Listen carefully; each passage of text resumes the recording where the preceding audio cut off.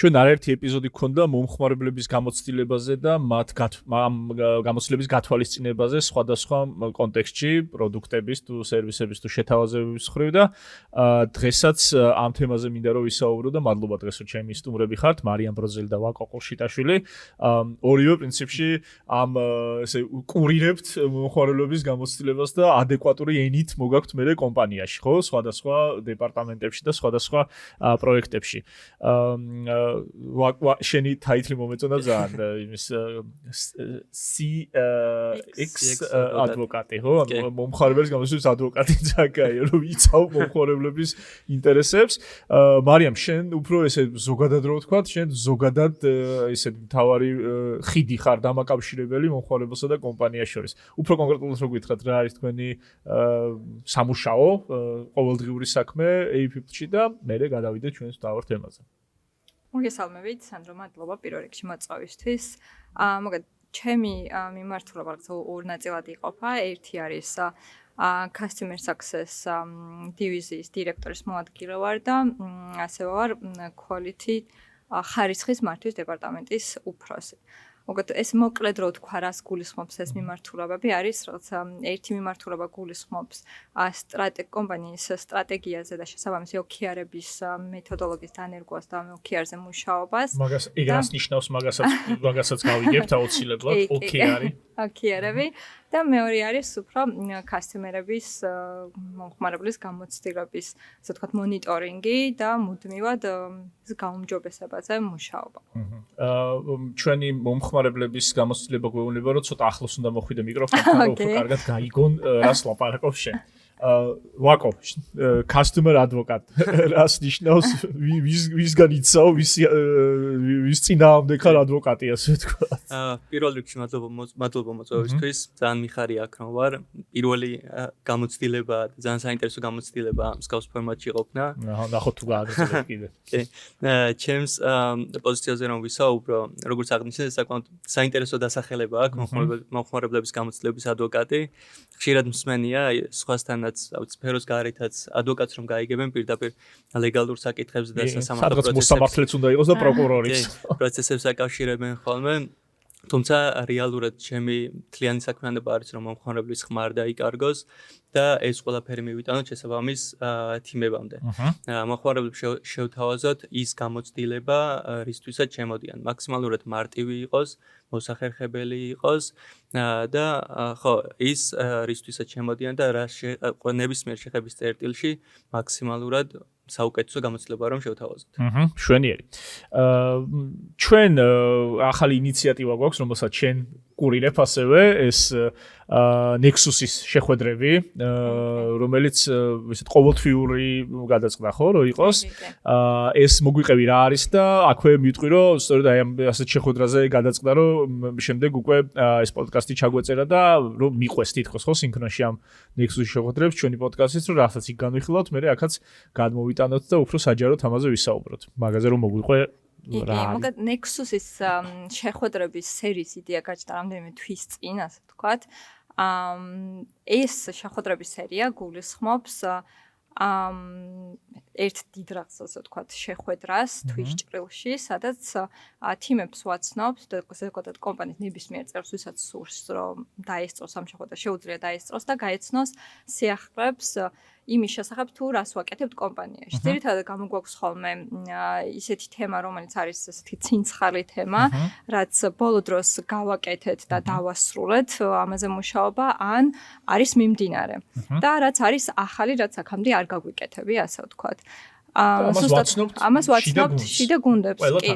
ამის მიზანი და ზოგადად საიდან წამოვიდა იდეა იყო ის, რომ ხშირად არის ხოლმე რომ თიმებმა არიციან მაგალითად სხვა თიმები რა საკითხებზე მუშაობენ, მათი რაღაცა რესურსი რაზე იხარჯება და ასე შემდეგ და გვინდოდა რომ უფრო გამჭვირვალობა შემოგვეტანა ამ ნაწილში, სადაც ამ Nexus-ის შეხვედრებზე თვითონ ის მხარეები არიან ხოლმე სპიკერები, ვინც ჩართული იყო უშუალოდ პროექტში და ამაზე მუშაობდა და ისინი აცნობენ სხვებს მაგალითად როგორი წარიმართა მთლიანი პროცესი, იდეა საიდან წამოვიდა ამ რაღაცა ინიციატივის თუ change-ის თუ პროექტის, როგორ წარიმართა პროცესი და მერე რა შედეგები მივიღეთ. თუმცა ეს არ არის რაღაც პრეზენტაციის სახე არა აქვს ამ ყველაფერს, უფრო არის რაღაცა პანელური დისკუსიის რაღაც ფორმატში, სადაც გავდივართ ყველაფერს, იმასაც მაგალითად რა შეცდომები დაუშვით, რა ჩელენჯები გქონდა, რა გავაკეთეთ კარგად, რა ცუდად და ასე შემდეგ.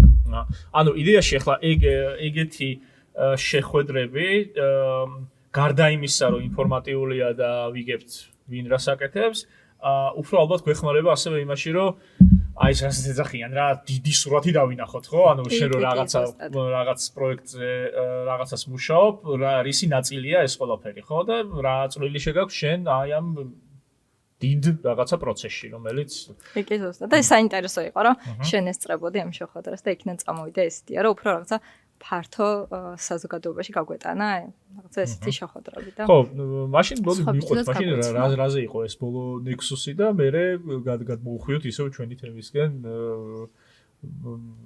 ეგ რომ მოგვიყვე რა ახდებოდა მაგრამ Nexus-ის ეს თემა იყო ჩვენი Live Casinos page-ის ასე ვთქვათ redesign-ზე, რომელიც ბოლო დროს განვაახლეთ და გავდიოდით ამ თემას, რომ მაგალითად საიდან წამოვიდა ზოგადად ამის იდეა, რატო დაგვჭირდა ამ page-ის განახლება და როგორი პროცესი გავიარეთ, რომელი თიმები იყვნენ ჩართულები ამ ყველაფერში, რა პრობლემები გქონდა, რა ჩელენჯები გქონდა და ასე შემდეგ. ძალიან საინტერესოა ხოლმე, განსაკუთრებით როცა რაღაც redesign-ს ვაკეთებთ, ძალიან საინტერესოა ის ნაწილი, რომ რაღაც ყველას მაინც თავისი იდეები აქვს ხოლმე და თავისი შეფასებები, რომ ვიღაცას რაღაც დიზაინი მოწონს, ვიღაცას რაღაცა მაგალითად ღილაკი, რაღაცა მგვარი მოწონს, ვიღაცას ოთხკუთხედი, ვიღაცას მწვანე, ვიღაცას ლურჯი და შემოდის ადვოკატი და ამას სამკუთხედი. კი, აი ზუსტად. ძალიან მაინტერესებს უკვე შენი ყოველდღიურობა მართლა, ანუ აი ზოგადად მარიამი რომ მომეუბნება რომ შენ ეს გვია ეს ადვოკატი, ეგრევე ის კითხე რომ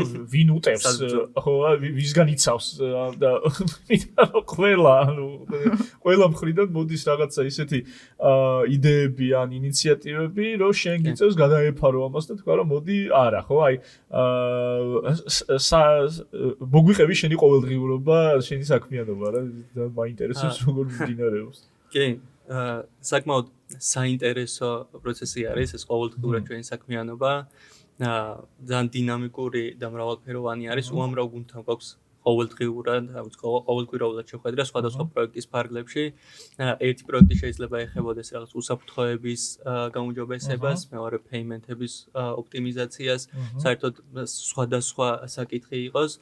შესაბამისად, ყველა გუნდს აქვს თავისი ხედვები, მიზნები, რისთვის უნდა ამ ცვლილებების განხორციელება. და აქ ერთ-ერთ დაინტერესებულ მხარედ ვართ ჩართულები ამ პროექტებში, რომელიც უზრუნველყოფს, რომ მომხმარებლის ხმა არ დაიკარგოს და ადამიანმა უყუროს ამ პროექტს როგორც მომხმარებელმა, ანუ როგორ მიიღებს მომხმარებელი ამ გამოცდილებას. მაქსიმალურად მარტივი იყოს, მარტივად აღქმადი იყოს, რაღაც ზედმეტად დატვირთული არ იყოს და კონკრეტულად ის შევთავაზოთ მომხმარებელს რეალურად რისი მიღება სურს. შესაბამისად ამ მსჯელობებში იქნა გამდინარე რომ ყველა სხვადასხვა აზრი აქვს ხშირ შემთხვევაში ვთანხმდებით, რაღაც შემთხვევებში ვერ ვთანხმდებით, თუმცა ეგ უკვე ცალკე პროცესის ნაწილი არის უკვე შემდეგ რომ რაღაც გარკვეულ ტესტირებებს გეგმავთ რომ შეიძლება ვერ შევთანხმდეთ, ან შეიძლება თანხმდებოდეთ რომ ორივე ვერსია მოგვეწონოს, ერთი ვერსიაც მოგვეწონოს, მეორეც და ამ შემთხვევაში უკვე გარკვეულ ტესტირებებსაც მართავთ რომ თვითონ მომხმარებლისგან გავიგოთ ეგ ინფორმაცია რომ რეალურად რომელი უფრო მისაღები არის. რაღაც კარგს და კარგს შორის რომ არჩევანი გავაკეთოთ, რომელი უკეთესი არის და რომელი მიმართულებით არის. და კარგს შორის თუ გეშოთ, როგორც ისი ცუდა უარეს შორის არის ხოლმე ხო არჩევანი და ჩვენ კარგსა და უკეთეს შორის თუ ვირჩევთ, ეგ ჯობია. ეს გატესტები როგორ ხდება ხოლმე? ანუ მე ყოველთვის სვამ ხოლმე ამ კითხვას და მე თვითონაც ვარ ჩართული იმ რაღაც კვლევის მეთოდებში, რომელთაც ჩვენს მომხმარებელს აზრს ვეკითხებით. ამაზე სხვა ჩვენს ერთი ეპიზოდი გვექნება კიდევაც ახლო მომავალში, სადაც ჩვენი კვლევის დეპარტამენტი მოგვიყვება ამ მეთოდებზე და რაღაც სხვადასხვა ტექნოლოგიებზე, რომლითაც იღებენ უშუალო ინფორმაციას ჩვენი მომხმარებლებისგან. თქვენამდე რა სახით მოდის ეს ყველაფერი, რომ აი ფიდბექი უკავშირი მომხმარებლების, საიდან იგებთ, თქვათ ეს არის კვლევები და კიდე რამე სხვა მეთოდებიც სხვა არსებობს. თვითონ ან მომხმარებლის ხმას საიდან ვიგებთ, არის სხვადასხვა რაღაცა არხები, საიდანაც მაგალითად ვარკვევთ ხოლმე იმას თუ მაგალითად რა უჭირს მომხმარებელს, ან სად ჭირდება უფრო მეტი ეფორტი, რომ რაღაცა დაინციროს, ან რაღაცა იპოვოს ეძებს და ვერ პოულობს საიტზე და ასე შემდეგ. ვაკეთებთ კვლევებს ჩვენც, ან რისერჩის თიმები, როცა აინცირებენ იმ შედეგებს ვეცნობით ხოლმე და იქიდან გამოგვაქვს დასკვნები. ვეცნობით ასევე ზოგადად მომხმარებლების მომართვებს. ზოგადად რა ტიპის მომართვები შემოდის კოლ-ცენტრის საშუალებით. შემოვიდა თქვა რაღაცა არის, რა, ვერ გაიგეს რაღაცა და ესე იგი რაღაცა ადვოკატმა ვერ იმუშავა კარგად. სამუშაო აქვს. კი. სამუშაო აქვს. ახალი საქმე გაჩნდა, кейსი.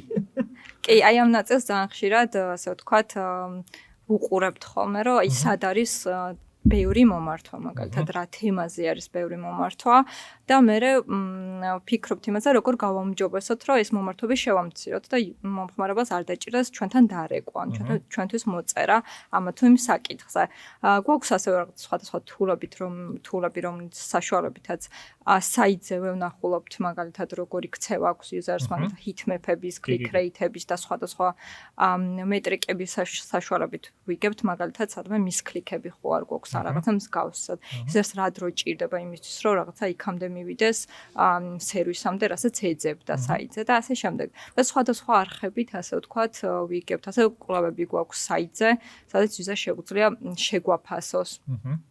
რა მოწონს, რა არ მოწონს, რომელიც საიტზევე ხვდება ხოლმე. მოკლედ აი ამ ყველაფერს ვაგროვებთ ერთად. მრავალფეროვანი არხები გაქვთ, საიდანაც იგებ რა მოწონთ, რა არ მოწონთ, ან რა შეიძლება მოეწონოთ და რა არა, ხო? ბალანსზე ვლაპარაკობდით, ეს ერთ მთავარი კიუორდია, მე მგონი თქვენ საქმეში ბალანსი, ხო? ანუ ერთი მხრივ თქვენ უნდა იცავდეთ ბალანსს მომხმარებელის ინტერესებს და ბიზნეს ინტერესებს შორის, ხო? ანუ გასაგებია, რომ საჭიროა დაცული ვებსაიტი გქონდეს, როდესაც გემბლინგ ოპერატორი ხარ და რომ არ იყო ვთქვათ მოწყვლადი, არ იყოს შენი პროდუქტები დაფროდვადი, ანუ გატეხვადი და სხვადასხვა მაქინაციებით რაღაც ცუდი რაღაცები რომ გააკეთონ მოკლედ და ასევე მომხმარებელმაც რომ უსაფრთხოდ იგრძნოს თავი, ხო? ეხლა საბოლოო ჯამში ის მოწინააღმდეგეები, ვის წინააღმდეგად შენ იცავ მომხმარებელს, ისინი საბოლოო ჯამში მომხმარებლისკენ არიან, ხო? თავისი აი ამ ხო და აი ეგ ბალანსი რომ აი სად გრძნობთ, რომ აი რაღაც მომენტში ეს უნდა დავაცმოთ, ან რაღაც მომენტში უნდა გავაძლიეროთ და აი როგორ იცავთ ამ ბალანსს მოკლედ რა, ან ბიზნესსა და მომხმარებლის ინტერესს. როგორც ახსენე რეალურად ორივე მხარე ერთ მიზანს ემსახურება იმისთვის, რომ მომხმარებელს საუკეთესო პროდუქტი შესთავაზოს. ერთი არის რომ აი security-ს მიმართულებით რო ახსენე რომ რაღაც უსაფრთხოება შესთავაზოს, მაქსიმალურად ცდილობს რომ ეს თავისი flow მაქსიმალურად იყოს დალაგებული, სისტემატიური და მეორე მხრიდან ჩვენ უყურებთ უკვე user journey-ებს, როგორ შეიძლება ეს მომხმარებელზე აისახოს. რამდენად რთული იქნება მომხმარებლისთვის. იმ პროცესში არ ვერევით რომ რაღაც security-ს კუთხით რაღაც არ დავაინტეგრიროთ, რაღაც არ გავაკეთოთ. უბრალოდ მაქსიმალურად ვცდილობთ რომ როგორც აღნიშნა, აი მარტივი იყოს მომხმარებლისთვის ნავიგაცია არ გაუჭირდეს. საიტზე თუ შემოდის, რაღაც შემაფერხებელი ეტაპები არ გქონდეს და ეგ ყველაფერი ეს უსაფრთხოების თულები თუ სხვადასხვა ინტეგრაციები ისე იყოს განხორციელებული, რომ მომხმარებელზე ნეგატიურად არ აისახოს, რომ იმ მომხმარებელს ვინც ანგარიშის მესაკუთრი არის მაგალითად მას არ შეექმნას პრობლემა და აი როგორც ახსენე რომ არ გაიფროდოს ფროდერები გაიცხრილოს ესე რომ ვთქვათ და რეალურად მომხმარებლებს მაქსიმალურად მარტივი ჯერნი შევთავაზოთ რომ ის უსაფრთხოება მიიღოს როგორც თვითონ security-ს თიმსაც აქვს წარმოადგენა მაგრამ security-ს მოთხოვნების დავაკმაყოფილოთ და მომხმარებელს დრაკონი არ ყავდეს მოსაკლავი რომ რაღაცა დაცული ანგარიში ქონდეს ხო? ხო, რომ გავიაროთ რომ რაღაც დამატებითი ზედმეტი სტეპები თუ ზედმეტი ველები თუ არის რაიმე ისეთი რომ რისი ჩახსნა შეიძლება რითიც ერთი და იგივე შედეგს ვიღებთ ანუ ამაზე რაღაც მუდმივად მიმდინარეობს ხოლმე მუშაობა რაც თუნდაც დიზაინების კუთხით თუნდაც user journey-ების კუთხით რომ ამას განვიხილავთ რა არის საჭირო რა არ არის საჭირო სად შეიძლება გავამარტივოთ სად არ უნდა გამარტივდეს და შეიძლება უფრო უნდა გართულდეს კიდეც და ხო რაღაც საბოლოოდ მივდივართ ხოლმე რაღაც საერთო გადაწყვეტილებამდე რაც ორივე მიმართულებისთვის დამაკმაყოფილებელი და სასურველი არის ხოლმე რაც მე სამომავლოდ ისევ ტესტირებას ექვემდებარება ხო შეიძლება გავიდეს 1-2 თვე ან 1-2 წელი და არ ვიცი რაღაც ახალი ტექნოლოგია გამოვიდეს, რაც ამარტივებს იმ პროცესს, რომელიც შეიძლება გადაიხედოს და რაღაცა ახალი იმით შეიცვალოს, ხო, მექანიზმით. ერთი რასაც დავამატებდი, იქნება ის, რომ დამნიშნულოვანია რაღაც მომხმარებლის გადმოსახედიდან შენ თვითონ უყურო ყველაფერს, რომ აი მაგალითად შენ რამდენად მოგეწონებოდა, რამდენად მაგალითად ჩვენთვის მარტივი იქნებოდა ის ფლო, რასაც ჩვენ ვაკეთებთ და ამას ვაკეთებთ ხოლმე არა მხოლოდ ჩვენი საიტისთვის, ზოგადად ტესტავთ ყოველთვის ყველაფერს, აი მაგალითად რაღაცა მობაილ ბანკებს, სხვა ვებსაიტებს, რაღაცა სხვადასხვა საიტებს ყოველთვის, როცა რაღაც სხვა საიტებს ხსნით და რაღაცა იქ მოგწონს ან არ მოგწონს ძალიან, იმ experience მე ვიყენებთ ხოლმე ჩვენ საქმიანობაში. თუ რაღაცა ინოვაციური სადღაც სხვაგან ჩნდება, მე იმაზე ვფიქრობთ, როგორ მოვარგოთ ეს ჩვენ რეალობას. ან თუ იქ რაღაც არ მოგწონს, ეს ვიცით, რომ ჩვენთან არ უნდა გადმოვიღოთ და თუ რაღაცა მსგავსი ტიპის, მაგალითად, ექშენები წამოვა ახალ დიზაინში, ვცდილობთ ხოლმე, რომ ის შევცვალოთ, რომ იგივენაირად სულ ექსპერიენსი არ შევქვნათ მომხმარებელს, როგორც ჩვენ გქონდა სხვა საიტზე, მაგალითად. ხო, საიტის თემაში ეხლა იქ შეიძლება თუ არ ნიშნავდეს იმას, რომ დროთა განმავლობაში ეს სერვისები და ეს გამოცდილება უფრო და უფრო უნიფიცირებული გახდება და უფრო და უფრო დაემსგავსება ერთმანეთს. დაემსგავსებას ვერ ვიტყვი, ზოგადად არის რაღაც პრინციპები, რაც მაგალითად ყოველთვის გასათვალისწინებელია UI UX-ის კუთხით, მაგალითად არსებობს ესეთი რაღაც წესები, რასაც ყოველთვის რასაც უნდა მიყვე და რაც უნდა გაითვალისწინო. ამას ვცდილობთ ხოლმე რომ მოვერგოთ და ჩვენც გავითვალისწინოთ, რომ რაღაც კონსისტენცია დავიცვათ მუდმივად და რაღაც მსგავსი თემები. თუმცა მაინც ვცდილობთ, რომ აი თუ რაღაცა იდეა სადღაც სხვაგან მოგვეწონება, ამას არ ვიღებთ და არ ვაკოპირებთ პირდაპირ. ვცდილობთ, რომ მოვარგოთ ჩვენ რეალობას და შეიძლება იყოს საერთოდ განსხვავებული ფუნქციონალი, რასაც ავაწყობთ, მაგრამ შეიძლება იდეა იყოს წამოღებული საიდან, რაღაცა სხვა საიტიდან. და ჩვენ შეიძლება რაღაც საერთოდ განსხვავებულად განვახორციელოთ ეს. ხო, რაღაც სტანდარტები არის, ხო, გასაგებია, რომ რაღაც სტანდარტები არის. აი, მაგალითად მინდოდა მეკითხა, არის თუ არა რამე ისეთი უნივერსალურად მიღებული რაღაც წესები, ან აი რაღაცა პრინციპები UX-ში რა თქმა უნდა ეს ვიცით რომ არის, იგივე დიზაინის აწყობისას და სხვადასხვა ფუნქციონალის განაწილებისას, არის თუ არა რაღაცა ისეთი, რაზეც ნუ აი ესეთი რა რაღაც ბიბლიასავით არის რა, რომ ეგრე უნდა იყოს, სვანაერად არ გამოვა რა, ან თქვენ რაღაც ამას ვერ გადაუხვევთ ვერანაირ შემთხვევაში რა, თუ მაინც ისე არის თავისუფალ. ძირითადად მაინც თავისუფალ გადაწყვეტილებაზე არის ხოლმე რაღაც მაგრამ ვაანალიზებთ ხოლმე ყველაფერს, ანუ ყველაფერი მოდის მაინც ფიდბექიდან, ის რაც მომხმარებლებისგან მივიღეთ. ძირითადად მაინც მაგას მივყვებით ხოლმე, ანუ ეგ არის ალბათ ის რასაც არ უხევთ ხოლმე, რომ იმ მომხმარებლის უკავშირებს ვაგროვებთ სხვადასხვა არხებში. აი როგორც მარიამ აღნიშნა, თუნდაც ეს ინტეგრირებული თულები რაც გვაქვს, რომ თვითონ საიტზე აფასებენ მომხმარებლების სხვადასხვა ფუნქციონალებს ამის მიხედვით და ხო ძირითადად ეგ არის მაინც რომ მომხმარებლების ფიდბექზე დაყრდნობით ვაკეთებთ ხოლმე ყველა ცვლილებას რაღაც კონკრეტულ უკავშირს რომ მივიღებთ ხოლმე, შემდეგ ვამუშავებთ ამას, დამატებით ვიკვლევთ. ეს შეიძლება სხვადასხვა კვლევის ნაწილებს ვაკავშირებთ, რომ შეიძლება მომართვებიდან ამოვიდღოთ რაღაც საკითხი, რომ რაღაც გარკვეულ საკითხზე ბევრი მომართვები გვაქვს, თუმცა რეალურად რომ წარმოვიდგინოთ რა პრობლემა შეიძლება აწყდებოდნენ. მაგ შემთხვევაში უკვე სხვადასხვა თულებს ვიყენებთ, რომლის მეშვეობითაც რაღაც კონკრეტულ space ვაანალიზებთ, მაგალითად მომხმარებლები როგორ ურთიერთქმედებენ ამა თუ იმ სივრცესთან, სადაც შეიძლება უჭირდეთ და შესაბამისად უკვე აქედან გამომდინარე მიგვაქვს ხოლმე უკვე დაზუსტებული ინფორმაცია, რომ აი ამ კონკრეტულ ველთან გვაქვს პრობლემა და ეს სტანდარტები რაც არის უკვე მანდ უფრო აი დიზაინის კუთხით არის ხოლმე, რომ ჩვენ უფრო პრობლემას ვაწვდით ხოლმე, რომ რაღაც გარკვეული პრობლემა გვაქვს და შემდეგ უკვე გუნდი ერთად მუშაობთ, რომ იდეალურ სოლუშენამდე მივიდეთ. ჩვენ შეიძლება გვაქვს ხოლმე გარკვეული სოლუშენები, თუმცა მაინც ამავალი წერტილი არის ხოლმე, ან თუ ნებისმიერ პროექტში, ანუ როდის რაღაც იდეით მიდიხარ, თავდაპირველად ხდება პრობლემის განხილვა, თუ ამ იდეით რა პრობლემას მოაგვარებ. შემდეგ ამ არსებულ სოლუშენს განვიხილავთ, სხვადასხვა მარკეტ რისერჩებსაც ვაკეთებთ, აი თუნდაც ბანკებსაც განვიხილავთ, ანუ ყველაფერს, სადაც შეიძლება რომ მომხმარებელი იგივე გამოცდილებას იღებდეს. და შესაბამისად ამაზე დაყრდნობით უკვე რაღაც იმ იდეამდე მივდივართ, რომელი მიმართულებითაც უნდა წავიდეთ, რომ ეს პრობლემა გადავიჭრათ. ერთი თემა კიდე რომელიც მაინტერესებდა, აი ბალანსზე რო ლაპარაკობთ, ანუ ერთი მხრივ ვთქვით, რომ ეს მომხმარებლის ინტერესები და მეორე მხრივ ბიზნეს ინტერესები და აი ეს რაღაცა იგივე უსაფრთხოების ზომები ან რაღაცები, რაც კომპანიას სჭირდება რომ შეიმუშაოს, იგივე მომხმარებლების ზრუნვის კონტექსტში. მეორე მხრივ ჩვენ აჭარებეთი ვართ დიდი საერთაშორისო ლიდერი კომპანია Flutter International-ის წევრი. Flutter Group-ის წევრი. არის თუ არა რამე ესეთი არ ვიცი მითითებები ან რაღაც სტანდარტები, რომელსაც თქვა Flutter-ი გვეუბნება ჩვენ როგორც კომპანიას, რომ ესა და ეს არის გასაკეთებელი, ესა და ეს არის საჭირო და ესა და ეს უნდა იყოს ჩვენთან დანერგილი. და ჩვენ როგორც აი ამ დიდი ოჯახის წევრებს ეს ვალდებულება გვაქვს, რა თქმა უნდა, მაგრამ ამან შეიძლება ვთქვათ რაღაც შიდა კონკურენციის მხრივ ნეგატიურად იმოქმედოს, ხო? აი ამაზე რა შეგვიძლია რომ ვთქვათ? კი, არის ხოლმე ესეთი მოთხოვნები Flutter-დან და მითითებები მაგალითად, რომ რაღაც უნდა დავნერგოთ, ან რაღაცა მიმართულებით უნდა დავიწყოთ მუშაობა.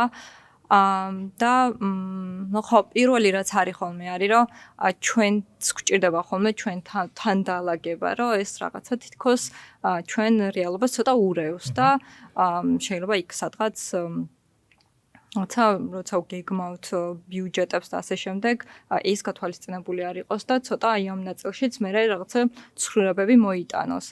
პირველ რიგში არის ხოლმე რომ ჩვენ თვითონ ვლაგდებით ჩვენ თავთან და იმას ვაანალიზებთ რატო არის ეს მოთხოვნა, რა მიზეზია, რა მიზანი აქვს ზოგადად და მე როცა ამ ნაწილს ვალაგებთ, მე უკვე ვიწყებთ ხოლმე შესაბამისად მუშაობას. ძირითადად რა მითითებებიც არის ხოლმე Flutter-ისგან წამოსული ყოველთვის არის იმ კუთხით, რომ სწორად ვიმუშაოთ და სწორად წარმართოთ ყველანაირი პროცესი. შესაბამისად გვიწევს რაღაც მაგალითად ფუნქციონალების დანერგვა, რაც ბაზარზე არ არსებობს და არც მაგალითად რეგულაციური მოთხოვნები არ არის. თუმცა ჩვენ გვიწევს ამ ყველაფრის დანერგვა. მაგრამ მანდაც არის ხოლმე რა ვცდილობთ რაღაც ბალანსი დავიჭიროთ, იმიტომ რომ ჩვენთან თუნდაც შედარებით უფრო ნაკლებად არის მაგალითად აი responsible gaming-ის ნაწილი რო ავიღოთ დანერგილი, ვიდრე არის ევროპის ქვეყნებში, ხო? ჩვენთან ეს რაღაცა ამის რეგულაციები არ არსებობს. თუმცა მათთვის რაღაცა ღირებულებები ცოტა სხვანაირია. შესაბამისად ჩვენ გვიწევს რაღაცების გადმოტანა. შე შემთხვევაში ვარგებთ ხოლმე ჩვენ რეალობას, რომ მაინც რაღაცა არავიღო და მკაცრად არ გადმოვიტანოთ ყველაფერი, ჩვენ რეალობასაც მოვარგოთ და მე ნელ-ნელა უკვე ჩვენ თვითონაც ვალაგებთ ამ ყველაფერს, რაც რეალურად ძალიან კარგია ერთის მხრივ იმისთვის, რომ მაინც რაღაც ბაზარი მუდმივად ვითარდება და ის ბაზარი, მაგალითად ევროპის ბაზარი უკვე დიდი ხანია ოპერირებს და განვითარებულები არიან ამ კუთხით და ჩვენც რაღაცა შესაბამისად უფრო წინ მივდივართ. ხო, კი და ჩვენც რაღაცა უფრო წინ ვიქნებით და ამით დროს ვიგებთ ბევრად უფრო ვიდრე მაგალითად ჩვენ რომ არ ვიყოთ რომელიმე დიდი ჯგუფის წევრი, არ გავაკეთებდით ასეთ რაღაცებს. ხო, რამაც შეიძლება ხო მოკლევადიან პერსპექტივაში თითქოს მოგცეს განცდა რომ აი რაღაცა მე რაღაცა იმ წესებს არ ვიცავ და უფრო მეტ მოგებას ვნახავ, ესე უხეშად რა ვთქვათ, მაგრამ გრძელვადიან პერსპექტივაში, იმ პერსპექტივაში რომ საქართველოს ცივილური გზით განვითარდება და ევროპულ ოჯახს შეუერთდება და ამ ყველაფრის ნაწილი გახდება, მანდ უკვე შენ როგორც კომპანია უკვე წინ ხარ, ხო? იმიტომ რომ შენ რაღაც ნაბიჯები ამ მიმართულებით უკვე გადადგმული გაქვს. კი, ნამდვილად. თან ეს კიდევ ისაც არის რომ მაინდსეტის შეცვლაც არის ასე ვთქვათ საჭირო ერთი ჩვენთვისაც როგორც თანამშრომლებისთვის იმისთვის რომ ეს ყველაფერი დავნერგოთ და მეორე მომხმარებლებისაც რომ ეს აღიქვან რისთვის არის მაგალითად საჭირო რატო კეთდება და ასე შემდეგ და ეს სამნიშნელოვანია რომ აი აქ წინ ვართ და წინ ვიქნებით. კი.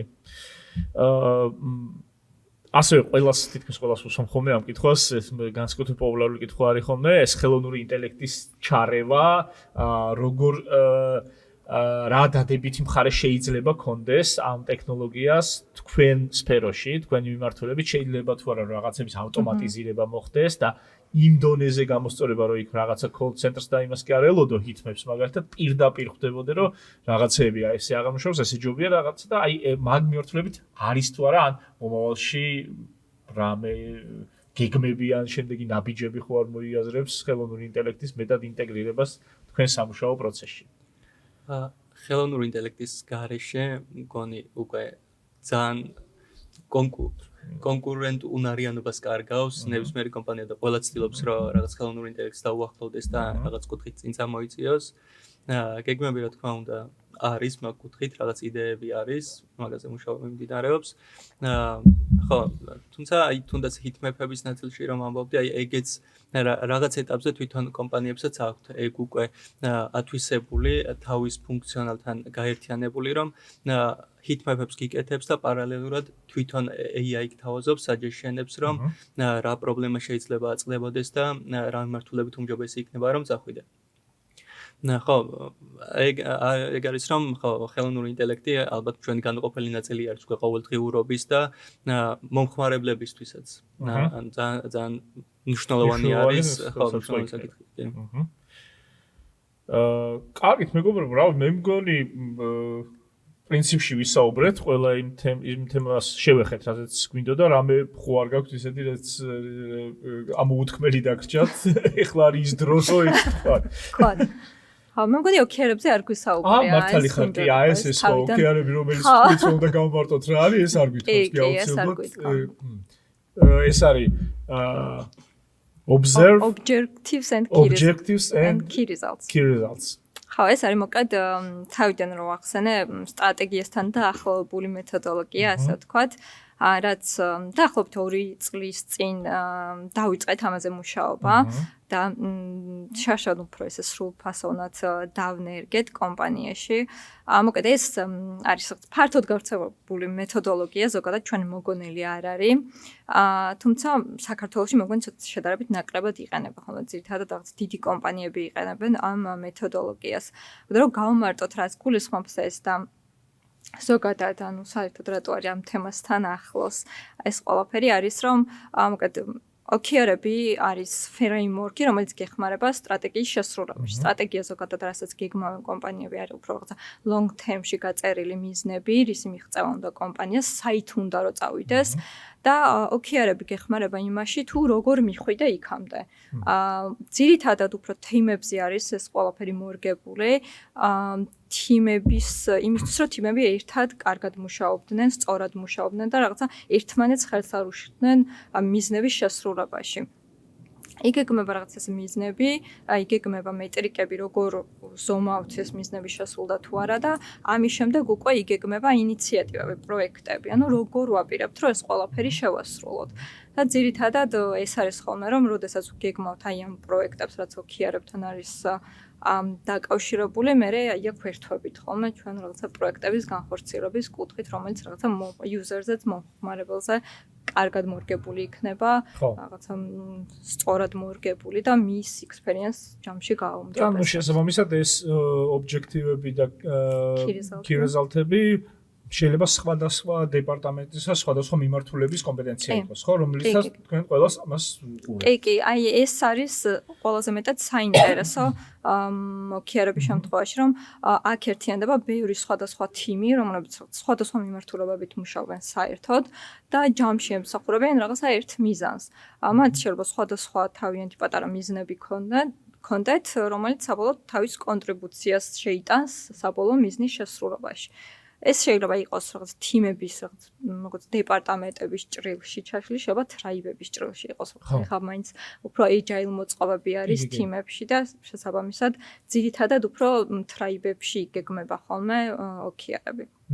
ნუ საბოლოო ჯამში ეს რაღაცა კომპანიის დიდი სტრატეგიის ნაწილია, ხო? რომელიც ხო, თქვენ შემთხვევაში ეს რა კუთხითაც უყურებთ, ეს არის თავიდან ბოლომდე მომხმარებლების გამოცდილების უფრო და უფრო დახვეწა და გაუმჯობესება. რაც ალბათ ისეთი დაუსრულებელი პროცესია და შენ უდმივად განწევთ. საადვოკატო საქმე არ გამოდელება არასოდეს. არასოდეს არ არის, ნამდვილად. უფრო მეტი და მეტი საქმეა ხოლმე. ხო, არა, რაც ძალიან კარგი არის, იმიტომ რომ ერთი მხრივ მოთხოვნებიც იზრდება ალბათ მომხმარებლების, ხო, რომ უფრო და უფრო უკეთესი უნდათ, რაც ძალიან კარგია. და მეორე მხრივ ალბათ ჩვენც უქმნით უკვე ახალ სტანდარტებს, რომელსაც მე ყველა უნდა წამოეწიოს და იგივე მომხმარებელსაც უკეთესის სურვილი გაუჩნდეს და სხვებსაც. რაც საბოლოო ჯამში ინდუსტრიასაც აუმჯობესებს და ზოგადად ესე მოსაწონი უნდა ვაკეთოთ. მოკლედ რო ვთქვა. კი, ნამდვილად. ძალიან დიდი მადლობა მეგობრებო, ძალიან საინტერესო საუბრისთვის. ძალიან დიდი მადლობა თქვენ, ჩვენ მსმენელებს, ვინც გვიყურებთ და გვისმენთ Spotify-ზე, YouTube-ზე თუ Facebook-ზე, APP-ის პოდკასტში ვლაპარაკობთ ყველაფერზე, რაც ეხება სამსახურს. დიდი მადლობა. მადლობა დიდი.